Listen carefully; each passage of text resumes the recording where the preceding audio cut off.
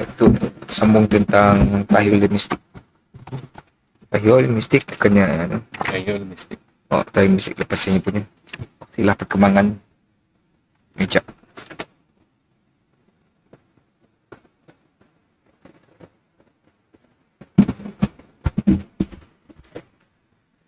أعوذ بالله من الشيطان الرجيم بسم الله الرحمن الرحيم إن الحمد لله نحمده ونستعينه ونستغفره ونعوذ بالله من شرور أنفسنا من يهده الله فلا مضل له ومن يضلل فلا هادي له أشهد أن لا إله إلا الله وأشهد أن محمد رسول الله اللهم صل على سيدنا محمد وعلى آله وأصحابه أجمعين رب اشرح لي صدري ويسر لي أمري wahlul 'uqdatam min lisani yafqahu qawli amma ba'd.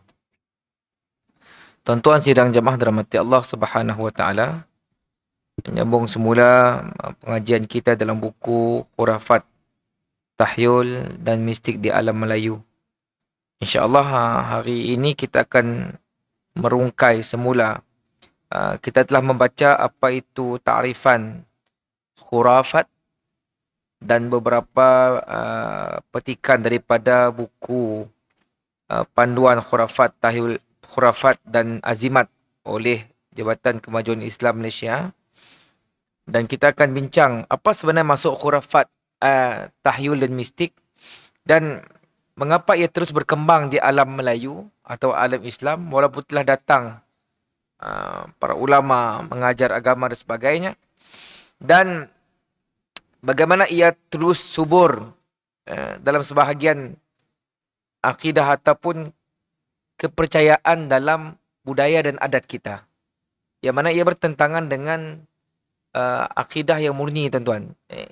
Ia sangat perlu diberi penjelasan kerana kita semua berusaha untuk menjaga kesihatan akidah kita daripada terus diserang oleh virus-virus yang saya boleh katakan khurafat, tahyul dan mistik itu kira kategori virus lah, kategori bakteria.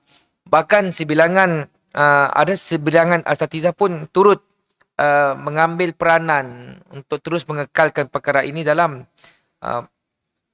pegangan akidah masyarakat Islam kita sekarang.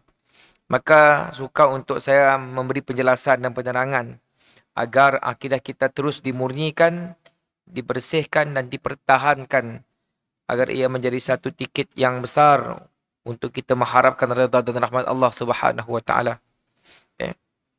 Selain daripada kita belajar akidah, yang menurut saya lah, kita belajar akidah, tuan-tuan, untuk mentauhidkan Allah Subhanahu wa taala. Walau bagaimanapun ada orang yang belajar akidah tetapi masih lagi terus istiqamah dalam mensyirikkan Allah Subhanahu wa taala, sama ada yang jelas ataupun yang tidak disedari oleh dirinya masing-masing. Bahkan paling kita risaukan bila mana ianya turut disebarkan kepada anak-anak. Bahkan saya pernah menceritakan dahulu kan, wujudnya orang-orang bijak pandai yang kita sebut sebagai orang pandai yang mengembangkan benda itu, dan kita sangat-sangat respect dan hormat orang macam tu, dan kita akhirnya silap sangka sama ada orang tu ustaz kah ataupun orang yang menyebarkan benda-benda yang kita dikategorikan dalam perkara yang boleh merosak atau merencatkan akidah kita. Sebab saya lihat bilanya pakai kopiah aja, berjanggut sikit, kita pun adanya ustaz. Cerita benda yang di luar akal kemampuan kita. Okey, itu sedikit mukadimah apa yang kita akan bincang malam tu, insya-Allah. Okey, sedikit ulang kaji. Khurafat tu perkara yang saya boleh katakan khurafat semua cerita atau rekaan. Cerita sama ada rekaan atau khayalan, dalam bentuk pantang larang, ajaran, istiadat, ramalan-ramalan, pemujaan dan sebagainya. Itu secara umumnya. Ada sedikit perbezaan dengan tahyul dan mistik.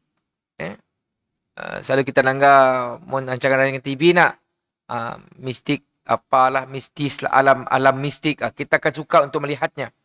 Tapi kita kena cek apa sebenarnya benda tu. Ia bukan datang daripada Islam. Dan ia bukan ajaran Islam. Bukan. Tapi ia menyerap dan menjadi bab-bab dalam ajaran agama. Bahkan dalam budaya kita, adat kita, benda itu terus kekal dan terus subur. Yang mana kita lihat Rasulullah sallallahu alaihi wasallam 13 tahun coba untuk membersihkan akidah umat Islam daripada perkara-perkara yang dalam Al-Quran Allah sebut at-ta'irah. Percaya dengan nak burung sebagainya, dan perkara ini masih lagi ada. Walaupun dalam niat kita nak menyampaikan kebenaran, tapi pastikan benda itu sahih dan berfakta. Berbulak tuan-tuan, menipu tidak akan membawa manfaat kepada apa yang kita nak sampaikan. Kita pergi tentang maksud tahyul. Tahyul tu ada banyak versi. Sama ada tahayyul atau takhayyul. Dalam bahasa Indonesia disebut sebagai takhayyul. Walau bagaimanapun, walaupun mempunyai versi yang berbeza-beza, tetapi mempunyai makna yang lebih kurang sama. Dan tahyul tu adalah part of khurafah. Secara umumnya, saya boleh katakan tahyul tu apa yang muncul dalam minda seseorang nya berkhayal. Dan perkara ini telah diterjemahkan dalam bahasa Inggeris, iaitu fiction. Dalam bahasa Melayu pun fiction. Asalnya dia sial lah. Berkhayal. Macam cerita Superman kan termasuk cerita fiction. Cerita khayalan. Ni ada orang boleh terbang. Ni ada orang besar menjadi kecil. Ia dalam konteks pemikiran barat. Tapi takhayul ataupun khayal dalam pemikiran orang Melayu begitulah. Sebabnya tuan-tuan kita melihat cerita orang terbang, cerita belajar silat tu boleh sekian-sekian, orang suka. Sebab perkara beginilah yang muncul. Kita jangan kata di kampung, di bandar-bandar pun perkara ini masih wujud. Tahyul juga diartikan dengan percaya kepada perkara yang mustahil dan tidak masuk akal, atau percaya kepada sesuatu perkara yang boleh memberi manfaat dan mudarat kepada diri. Sedangkan kita tahu kan, yang boleh memberi manfaat dan mudarat itu adalah daripada Allah Subhanahu Wa Taala. Jangan kita jadikan alasan kalau dengan izin Allah semua boleh berlaku. Itu sering menjadi satu backup yang ditegah oleh agama, tuan-tuan. Kalau Allah izinkan, apalah salahnya? Tuan-tuan. Ia akan memberi satu gambaran yang negatif daripada orang bukan Islam kepada Islam yang kita amal. Jadi, menurut satu kajian oleh seorang pelajar di sebuah universiti, tahyul tu katanya secara umumnya berkait dengan punca dan kesan terhadap psikologi. Kesan dan punca daripada kesan psikologi bila kita hidup dalam persekitaran khurafat tu. Asal je benda yang berkaitan dengan sakit, si lain bukan. Orang bunian lah, jin lah, apalah. Yang pergi kesiar balik. Yang akan cerita benda lain. Memar sikit hitam, tu gigit pontianak. Ingat sikit dulu. Modal biru je, pontianak gigit dia. Sedangkan dalam medical knowledge-nya ada sebab lain. Kan? Ada aja. Kalau tuan-tuan perhatikan dalam masyarakat kita, bila khayalan terlalu tinggi, apa aja kesan-kesan pada badannya yang boleh diberi penjelasan oleh doktor-doktornya akan pergi terus kepada dukun dan sebagainya. Dia akan menyalahkan perkara-perkara lain. Dan kita berkhayal, tuan-tuan, dan ia diserikan lagi dengan cerita-cerita TV. Kalau zaman 80-an, 90-an, malam Jumaat memang popular dengan cerita-cerita tu. Kalau buku yang agak terkelas zaman dahulu, buku tulisan Tamajalis. Siri bercakap dengan jin.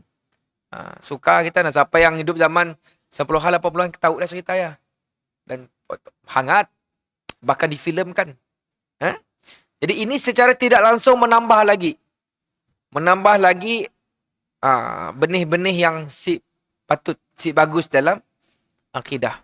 Sudahlah kita tidak banyak maklumat tentang Allah, Rasul, qada dan qadar.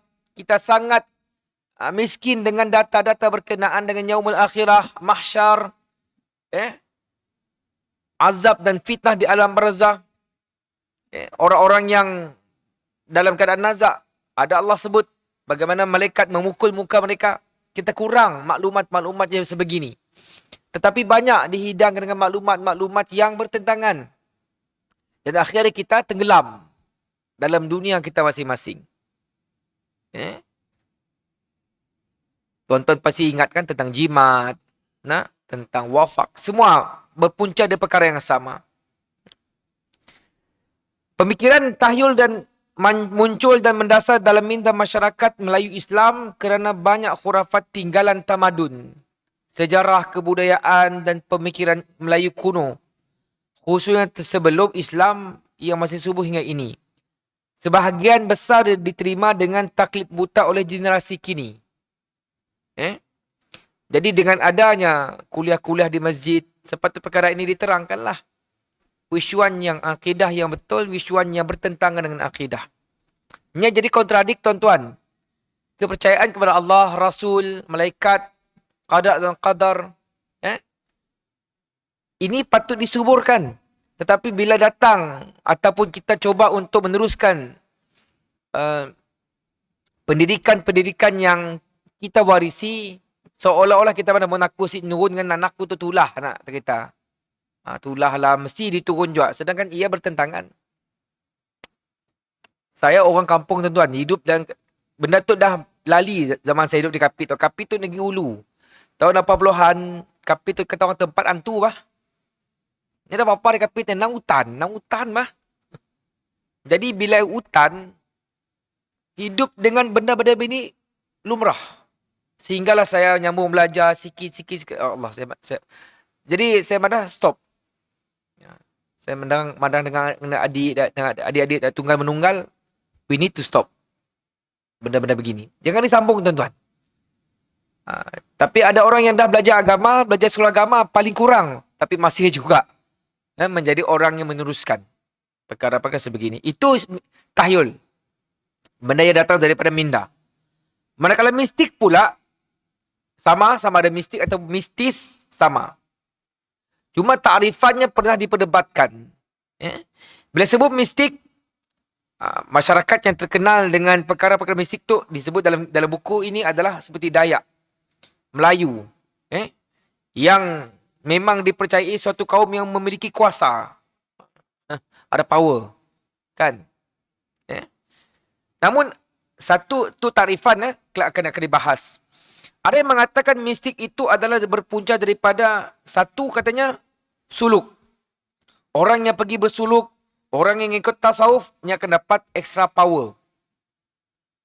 Kan?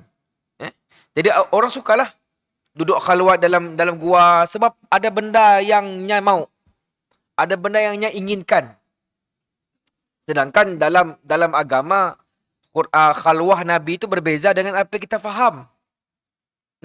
Kadang-kadang kita belajar sesuatu tu, kita mau super power.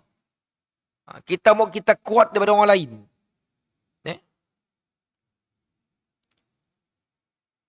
Yang kedua, mistik juga turut ditakrifkan keadaan gaib yang tidak dapat diselami oleh pemikiran manusia.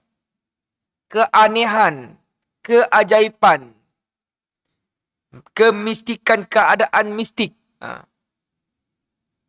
Contohnya bila kapal terbang hilang, macam-macam lah. Disembunyi oleh jin lah. Disembunyi oleh jin bambang laut lah. Macam-macam teori timbul. Timbul macam-macam dukun. Dalam keadaan Malaysia sudah maju, ke arah maju tu masih lagi, tuan-tuan. Jadi inilah yang kita katakan sebagai mistik. Walaupun takrifan tentang tasawuf yang dikatakan dimasukkan juga dalam kategori mistik turut diperdebatkan. Namun Kamus Dewan ataupun DBP pernah menyatakan ini turut diambil oleh orientalis barat yang memasukkan tasawuf dan tariqat itu sebagai mistik, katanya. Sebab kita tidak menyalahkan kesemuanya, tapi ada orang yang bertarikat sebab lain. Niatnya lain. Inginkan sesuatu yang bersifat boleh memberi kekuatan. Sama ada kekuatan zahir maupun kekuatan batin. Kan? Ditambah lagi dengan kita melihat dokumentari atau filem-filem macam dalam masyarakat Cina nya ada Qigong, ada Qi, tenaga dalaman dan sebagainya. Kita pun tidak kalah dengan isu-isu begini. Nah, siapa pernah belajar silat maya mengurai? Saya pernah belajar tuan-tuan, adalah baca batas sesuatu, tulak jauh api padam. Atau letum dalam dewan. Jadi perkara ini saya pernah lalui tahun 80-an. Saya fikir sejenak, ya Allah, ke sini sebenarnya tuan-tuan. Nak ke mana kita? Okay? Saya bacalah banyak beberapa maklumat daripada orientalis. Cukup saya mengatakan memang orang barat berminat untuk mengkaji perkara-perkara begini bukan untuk manfaat, tetapi untuk menyerang semula minda-minda masyarakat Melayu Islam. Dan kalau kita lihat dalam Kamus Dewan Bahasa siri keempat, apa katanya? Mistik di alam Melayu ni keadaan gaib yang tidak dapat diselami oleh pemikiran manusia. Benda-benda gaib lah, benda-benda pelik. Sebab itulah tuan-tuan, kita kena belajar akidah. Sebab gaibiat dalam agama berbeza dengan gaib yang kita faham. Makhluk gaib dalam orang Melayu dengan makhluk gaib dalam agama berbeza. Kita disuruh belajar tentang malaikat. Malaikat makhluk yang gaib. Alam gaib. Alam gaib yang ada dalam agama adalah alam barzah. Alam yang saya nampak. Tapi alam gaib dalam Melayu itu alam bunian. Makhluk gaib dalam kemahaman kita itu dah hantu, iblis, syaitan.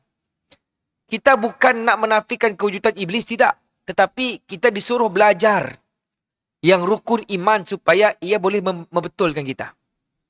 Takut kepada iblis atau takut kepada hantu tidak memberi manfaat. Sebaliknya takut kepada Allah, malaikat, ada manfaat. Beza tuan-tuan.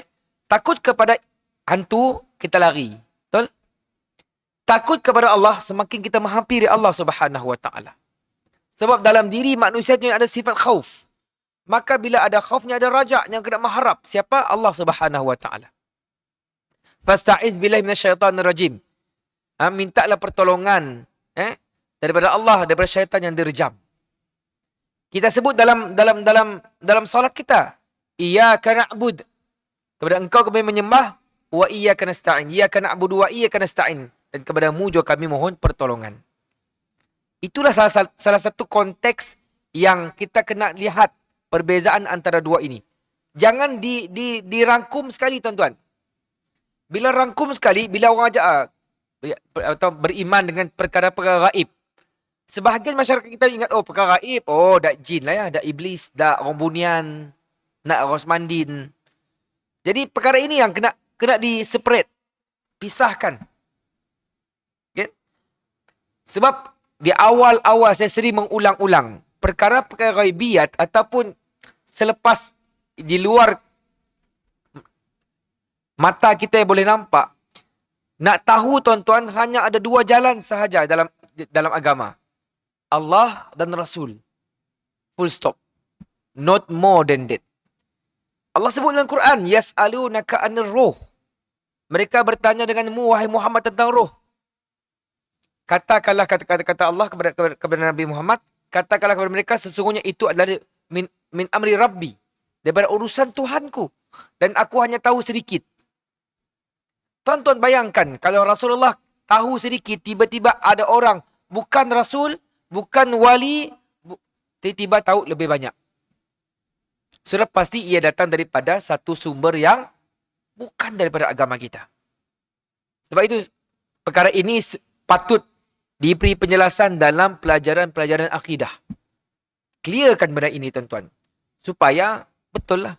Sebab selagi perkara ini tidak jelas, orang akan menganggap part of mistik, tahyul, khurafat itu adalah part of Islam. No. Kita kena bersihkan tuan-tuan. Saya nafikan kalau tuan-tuan lihat pada agama-agama lain, perkara ini turut berlaku. Dalam agama Kristian, dalam agama Buddha, dalam agama-agama yang ada di seluruh dunia, pasti ada amalan-amalan khurafat, syirik dan tahyul masing-masing. Cuma bezanya kita ada panduan. Kita ada Quran, kita ada sunnah. Panduan kehidupan. Maka ia kena ngikut.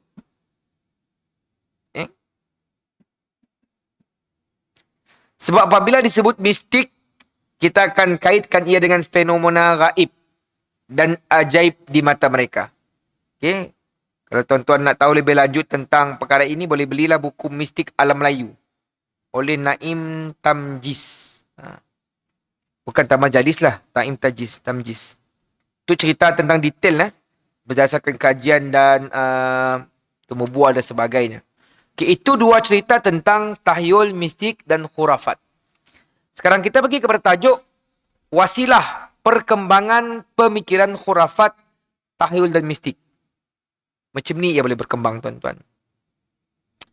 Pemikiran ketiga-tiga perkara ini berpunca daripada berkembang dalam masyarakat Melayu Islam di alam Melayu, kesan daripada tradisi kesusasteraan Melayu klasik, tradisional, khususnya kesusasteraan lisan Melayu lama dan bentuk mitos, dongeng, legenda dan cerita rakyat. Kan? Ia terus berkembang dan berkembang. Dan kita semua juga maklum akan pengaruh agama sebelum Islam dan bangsa-bangsa yang pelbagai seluruh dunia yang datang ke alam Melayu. Tanpa kita sedar, dalam kita cuba untuk menjaga akidah kita, ia turut bersemi dan bersulam dengan amalan-amalan atau kepercayaan-kepercayaan yang ditegah. Menjadi satu masalah besar apabila sebahagian dongeng, mitos, legenda, cerita rakyat yang melibatkan alam dan makhluk gaib, yang kita kesal, tuan-tuan, ada orang yang meyakini dan mereka benar-benar beranggap ia pernah berlaku. Khayalan tadi pernah berlaku. Dan boleh berlaku lagi jika adat dan pantang larang tertentu dilanggar oleh orang semasa. Kan? Benda ini, bila berlaku orang dah, betul lah. Maka kita kena takut. Kita kena minta pertolongan dengan mambang. Minta pertolongan dengan semangat dan sebagainya. Dan saya masih lagi terbaca, tuan-tuan. Saya nak ulang lagi. Bila saya ada video-video tentang Pen Borneo, ada lagi komen-komen di bawah. Hati-hati makin jalannya. Belum disemah lagi ya. Ada lagi. Cerita semah tu. Jadi orang Iban, yang bestnya orang Iban menambah lagi. Nyalah, hati-hati anak-anak. Ada kalau hilang biak lah, palak lah. 2023, tuan-tuan. Benda ini masih lagi. Masih lagi ada. Semah menyemah. Kalau si disemah tempat yang seolah-olah teknologi piling apa semua ya si cukup lagi. Orang belajar engineering macam ni piling dalam satu si guna sebab ada semah tu. Kadang kita fikir sejenak, tuan-tuan, ya Allah ya Tuhanku. Kan? Lelah lah orang belajar kejuruteraan awam, sivil, kejuruteraan mekanikal dan sebagainya. Tapi bila datang perkara mistik, perkara tahyul, checkmate. Tutur kata yang keluar, kau tahu apa, kau pergi biak, hubung gilicak, kami orang untuk dah tua dah. Dia akan jadi macam ya. Kan? Sedangkan Islam, ini bukan daripada ajaran Islam, tuan-tuan. Bukan. Sama dengan perubatan. Doktor dah menerangkan ini kesan begini-begini daripada selaput darah dan sebagainya. Tu Pontianak pun kerja tu, Pontianak. Nya malam tadi tidur sekian-sekian. Lagi, tuan-tuan. Kan? Sian Pontianak. Malah kena tahun tadi fitnah jajak oleh kita. Okay?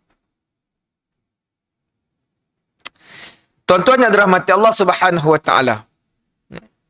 I'tikad kepercayaan dan pegangan tersebut ternyata bersalahan dengan asas akidah tauhid dalam yang Islam pasakkan dari rukun Islam dan rukun iman. Ia terang-terang bertentangan, tuan-tuan. Kalau tuan-tuan belajar akidah, biar belajar sampai habis. Jangan tuan-tuan belajar sifat tu perlu stop. Belajar sampai habis. Perkara-perkara yang boleh membatalkan iman, perkara-perkara yang boleh menyebabkan orang jatuh murtad dan sebagainya. perkara-perkara yang berkaitan dengan amalan-amalan yang boleh menyebabkan tergugatnya iman. Belajar panjang sikit tuan-tuan. Islam itu tidak hanya belajar sifat Allah semata-mata. No. Kalau tuan-tuan mendalami akidah dan tauhid, tauhid ini lebih lagi khusus kepada Allah Subhanahu Wa Taala. Adapun akidah, ia bersifat general. Allah, Rasul, kitab, malaikat termasuk dalam akidah. Keimanan kepada perkara gaib sama ada berkaitan dengan alam dan makhluknya mestilah. Seperti yang saya sebut tadi, mestilah hanya secara mutlak daripada Allah dan Rasul. Rasulullah sallallahu alaihi wasallam melalui Al-Quran dan As-Sunnah. Bukan melalui mitos, bukan melalui legenda cerita rakyat yang bercampur khurafat, tahyul dan mistik. Meskipun tujuan asalnya adalah baik untuk memberi pengajaran. Saya nafikan sebahagian perkara-perkara yang tidak masuk akal itu mungkin satu ketika dahulu boleh membentuk masyarakat. Tapi sekarang kena ubah. Contohnya jangan duduk terbantal. Menduduk terbantal lah bisol kita. Ada memang kita sinafikan ada sebab orang tua kita mengajar sedemikian. Tapi kena ada penjelasan-penjelasan yang lain. It's okay kalau part yang tidak ada kaitan dengan pegangan. Tapi kalau ada pantang larang yang kita terus-terusan sebarkan, akhirnya anak-anak akan fikir. Lebih-lebih lagi, kalau yang ada title sedikit, ustazkah mengajar, lagi masalah. Fenomena ini menjadikan umat Melayu yang sudah beragama Islam masih terkesan. Dengan sekaligus melahirkan generasi yang tanpa sedar mudah terjumus dengan perkara-perkara yang khilaf sunnah, yang bertentangan, yang akhirnya tanpa kita sedar membunuh sedikit demi sedikit ajaran Islam yang murni. Quran, sunnah, amalan Rasulullah. Yang kita risaukan akhirnya timbullah perkara-perkara yang membawa kepada syirik. Apa yang lebih membimbangkan, tuan-tuan, apabila Islam sudah masuk menapak di alam Melayu, tradisi kesusasteraan dan persuratan Melayu mula beralih daripada tradisi Hindu-Buddha kepada Islam, meskipun tradisi lama itu masih lagi kuat. Tuan-tuan perhatikanlah amalan-amalan kita, dok. Karya-karya yang dinamakan oleh pengkaji sebagai sastra hikayat berunsur Islam. Ada kan hikayat-hikayat dongeng tapi ujungnya Islam. Tapi itu tidak datang daripada agama. Kadang-kadang ada certain sastra yang ada bunyi unsur-unsur Islam. Tapi ia diambil daripada asas sastra. Dan kita lihat, memang ada, tuan-tuan perhatikan. Saya pernah terbaca satu kisah. Cerita tentang, saya situ sini dapat kisah ya. Kenapa Nabi Sulaiman pernah meminta pada Allah untuk memenjarakan iblis. Tiba-tiba bila Nabi Sulaiman pergi ke pasar, saya ada manusia. Dan rupa-rupanya orang semua dekat kepada Allah. Sari pasar, semua iblis saya ada. Saya fikir di sini datang cerita-cerita macam tu, tuan-tuan. Cerita bunyi Islamik, tapi bukan datang dari Islam. Bukan datang dari Islam. Cerita yang kisah tentang Nabi Sulaiman minta supaya iblis dipenjarakan. Maka Allah berfirman mengatakan kalau iblis dipenjara ada implikasi yang lain kepada kehidupan manusia. Dan akhirnya tetap juga Nabi Sulaiman mempertahankan untuk dipenjara iblis. Bila Nabi Sulaiman pergi ke pasar untuk mencari satu keperluan, tiba-tiba di pasar tidak ada peniaga. Rupa-rupanya semua manusia ketika itu sudah pergi ke masjid. Maka akhirnya Nabi Sulaiman kembali kepada Allah untuk minta pembebasan. Itu cerita yang bukan datang dari Islam, tuan-tuan. Kadang-kadang cerita yang ada unsur-unsur Islam. Sama je kisah macam tongkat Nabi Sulaiman. Sampai sekarang, orang mencari tongkat Nabi Sulaiman. Sedangkan kalau tuan-tuan baca riwayat ataupun sanad cerita tentang tersebut, tidak ada yang sahih. Sama ke cerita tentang kain koka. Pergi ke Mekah baru bubut kita beli tasbih koka. Sedangkan riwayat tersebut tuan-tuan tidak sahih pun. Orang kita terlalu mudah. Konon-konon siapa, saya pernah terdengar. Beri kat kau kapuk, simpan dalam poket, mon bot karam ke apa, insyaAllah terapung. Macam ni tuan-tuan, megang tasbih. Cuba pergi orang pelagu, saya nak nanggar, terapung, saya terapung. Masalah orang kita percaya. Jadi ini versi-versi yang terus berkembang dan berkembang. Okay? Sepatutnya kaedah penerimaan riwayat kisah-kisah tersebut, seterusnya kaedah penulisan tidak menggunakan asas disiplin periwayatan dalam Islam yang mementingkan kekuatan sanad, kesahihan suatu riwayat, apatah lagi kisah-kisah berkaitan Nabi dan Rasul, serta kisah-kisah makhluk dan alam gaib yang lain. Saya ulang sekali lagi tuan-tuan. Cerita-cerita berkenaan dengan Nabi, cerita-cerita berkenaan dengan makhluk-makhluk gaib, alam-alam yang di luar pandangan kita, alam barzah, kena datang daripada Allah dan Rasul. Kena ada melalui disiplin-disiplin ilmu yang betul. Bukan hanya melihat kepada cerita tersebut bagus, cerita tersebut ada manfaat, kita ambil terus. No. Tidak tuan-tuan. Walaupun niat kita baik, nak sampaikan sesuatu cerita. Okey, kita beri laluan kepada azan Isyak.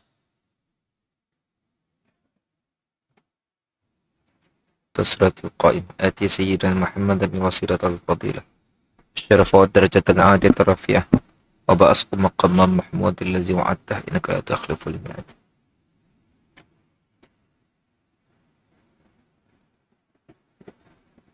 Tuan-tuan yang dirahmati Allah Subhanahu wa taala. Jadi kembali kepada part terakhir yang saya ceritakan dari tuan-tuan.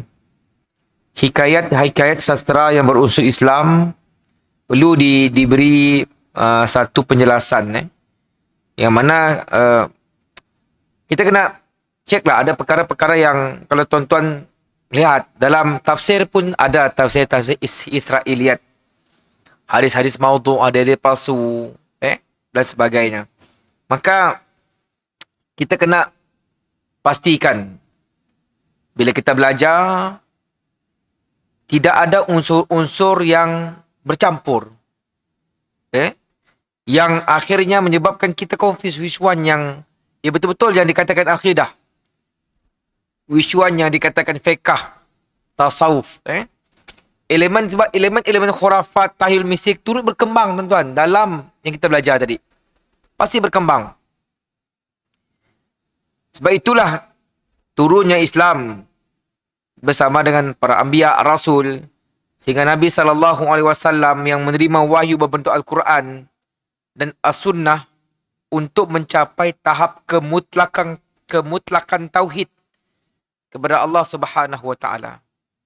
Antara matlamat utama Islam tuan-tuan adalah untuk membebaskan umat Islam sekaligus manusia daripada sebarang unsur yang boleh membawa kepada dalal, kesesatan, syirik, perkara-perkara yang tidak datang daripada agama, kepada Allah Subhanahu wa taala. Itulah yang seharusnya dikembangkan atau diteruskan oleh kita sebagai satu umat akhir zaman yang hanya ditinggalkan oleh Allah dan Rasulnya, Al-Quran dan As-Sunnah. Satu panduan yang Nabi sebut kan, gigitlah dengan gigi geraham dan kamu tidak akan sesat di akhirnya kelak.